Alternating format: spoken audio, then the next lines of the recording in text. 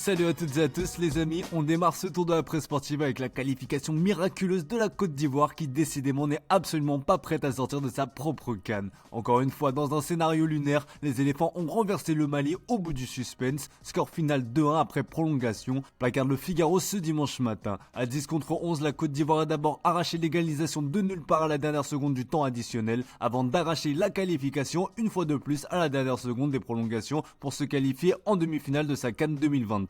Le média Jeune Afrique évoque des éléphants miraculés alors qu'Infodrome relaye les scènes de liesse à Abidjan. Il ne faut clairement pas être cardiaque pour les supporters ivoiriens qui semblent être bénis depuis le début de la compétition. En demi-finale, il faudra battre le Congo pour espérer avoir une chance de soulever le Graal. Comme le rapporte l'équipe dans ses pages intérieures, l'autre demi-finale opposera le Nigeria à l'Afrique du Sud.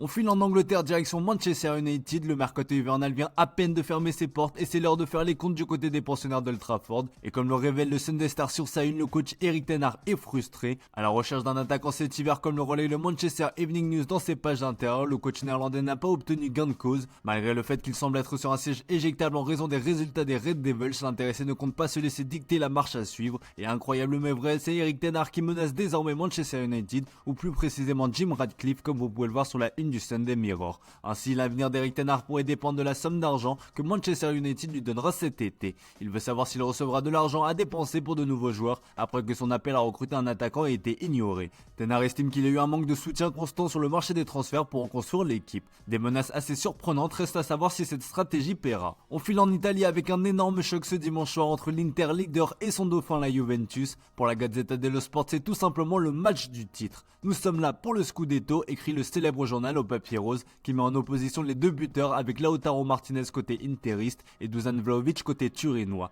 Avant le coup de sifflet de la rencontre, l'Inter compte un point d'avance sur la Juve avec un match en retard. Alors que le Corriere dello Sport rappelle que le Scudetto se joue là, Tuttosport se demande qui des deux équipes a le plus peur. Le coach de la Veida, Max Allegri, a préféré ne pas trop mettre la pression sur ses joueurs en déclarant ceci en conférence de presse. Le championnat ne finit pas dimanche, il y a encore beaucoup de matchs après, ce match ne sera pas décisif, il ne donnera que 3 points au vainqueur. Ce match c'est une étape mais il y en a encore d'autres après, on a besoin de marquer encore beaucoup de points pour atteindre notre objectif qui est de participer à la Ligue des Champions, a-t-il déclaré. Une manière comme une autre de s'enlever la pression mais à l'entendre le titre n'est pas un objectif. On file en Espagne où le FC Barcelone reprend sa marche en avant. Le club catalan a réalisé une belle opération au classement en allant s'imposer 3-1 au Deportivo Alavés et en revenant à 6 points de Gérone. Un coup de griffe signé Vitor Roque, de nouveaux buteurs, après avoir sauvé les siens la semaine passée face à Osasuna. L'adaptation du Brésilien semble plutôt bien se passer. Sur son site, Sport revient sur son impact immédiat et souligne surtout sa mentalité. Tigreño est également mis à l'honneur sur la une de couverture du journal Sport. Le média espagnol revient en revanche sur les propos de Xavi qui a une fois de plus crié au scandale vis-à-vis de l'arbitrage. Si Vitor Roque a marqué, il a aussi été expulsé 15 minutes seulement après son entrée en jeu pour une simulation. Ce qui a rendu foudrage Xavi qui a déjà expliqué qu'un appel sera fait après cette décision. Je demande juste qu'on nous laisse être compétitifs, je ne vais plus parler des arbitres mais c'est une autre erreur évidente. Je pense que nous payons pour le cas Negreira, c'est la vérité, a-t-il lâché. Une fois de plus, les Blaugrana n'hésitent pas à accuser le club merengue de déstabiliser les arbitres avant chaque rencontre. Une chose est sûre, ce refrain de l'arbitrage est loin d'être le dernier. Ce soir, le Barça aura assurément un œil attentif au derby madrilène entre le Real Madrid et l'Atlético de Madrid.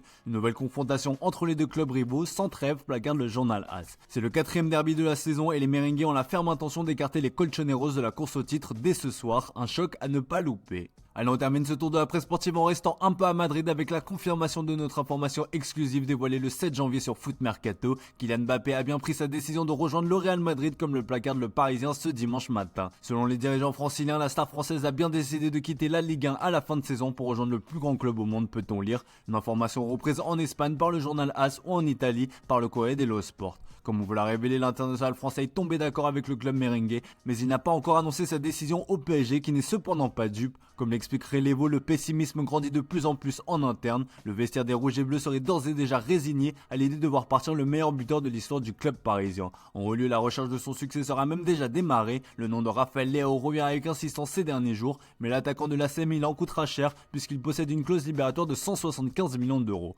À Madrid, on prépare déjà le futur contrat historique qui attend Kylian Mbappé et pour financer une partie de son futur salaire, la Maison Blanche pourra compter sur son nouveau sponsor. Rappelez-vous le teasing du Real Madrid sur ses réseaux sociaux qui avait avait fait l'effet d'une bombe, eh bien c'était pour annoncer l'arrivée de la marque HP, le fabricant d'ordinateurs. Selon le média espagnol, il figurera sur la manche du maillot. Si l'emplacement de cette nouvelle marque sera plutôt discrète sur la tenue madrilène, ce nouveau partenariat va surtout rapporter très gros. Ce contrat permettra au Real d'empocher 70 millions d'euros par an. Avec les autres sponsors présents sur le maillot, ce sont pas moins de 250 millions d'euros qui tombent dans les caisses du club chaque année. De quoi aider à financer le salaire de n'importe quelle star du football. Voilà les amis, c'est tout pour ce dimanche. Merci pour votre fidélité, excellente journée à vous. Comme d'hab, on se retrouve dès demain pour une nouvelle semaine sur Foot Mercato.